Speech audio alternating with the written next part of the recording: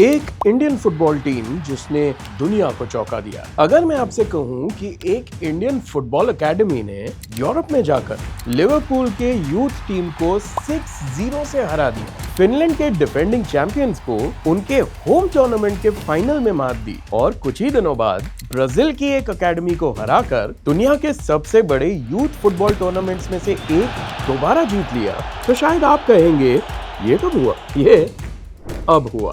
ये कहानी है मिनर्वा एकेडमी एफसी की और शायद ये इंडियन फुटबॉल की सबसे बड़ी सक्सेस स्टोरीज में से एक बन रही। इंडिया में जब भी फुटबॉल की बात होती है तो अक्सर डिस्कशन रैंकिंग पर रुक जाता है। हमारा रैंकिंग कब बेटर होगा, हम फुटबॉल वर्ल्ड कप कब खेलेंगे। लेकिन चंडीगढ़ के पास शुरू हुई एक एकेडमी एक अलग ही जवाब देने की कोशिश कर रही है, मिनर्वा एकेडमी एफसी।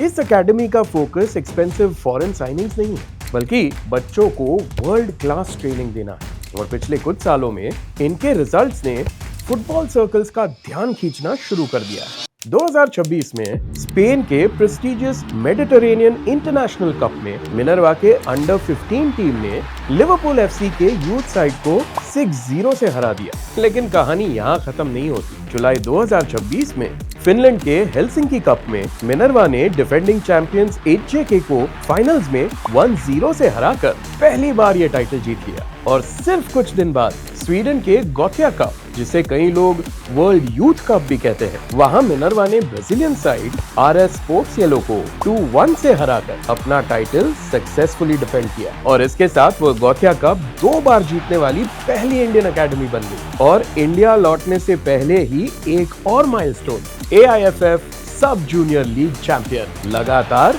तीसरी बार। Final score 4-1। अब सवाल ये है कि मिनर्वा एकेडमी एफसी के अचीवमेंट्स इतने बड़े क्यों हैं? क्योंकि यूथ फुटबॉल ही प्रोफेशनल फुटबॉल की नर्सरी होती है। इसी स्टेज से फ्यूचर इंटरनेशनल प्लेयर्स, ओलंपियंस और वर्ल्ड कप प्लेयर्स निकलते हैं। यूरोप के बड़े क्लब्स इसी लेवल पर टैलेंट को आइडेंटिफाई करते हैं। इसीलिए जब एक Indian academy regularly international tournaments जीतने लगे तो दुनिया नोटिस करती है। मिनर्वा एकेडमी एफसी ये जरूर दिखाता है कि इंडिया में भी world class football talent develop किया जा सकता है। Kudos to the players and the coaches. Minerva FC के फाउंडर रंजीत बजाज चाहते हैं कि उनके जीते जी इंडिया एटलीस्ट एक बार सीनियर वर्ल्ड कप के लिए क्वालिफाई हो जाए। वही इंडिया की हिस्ट्री जो भी हो, जहां ऐसा जुनून होता है वहां फ्यूचर ब्राइट होता है। Do you agree with me या आपकी राय कुछ अलग है? हमें कमेंट्स में लिखकर जरूर बताएं। और ऐसे ही फैक्ट्स जानने के लिए हमारे पेज को लाइक, शेयर, सब्सक्राइब और फॉलो जरूर करें। यह है जीरो लाइज फुल फैक्ट्स।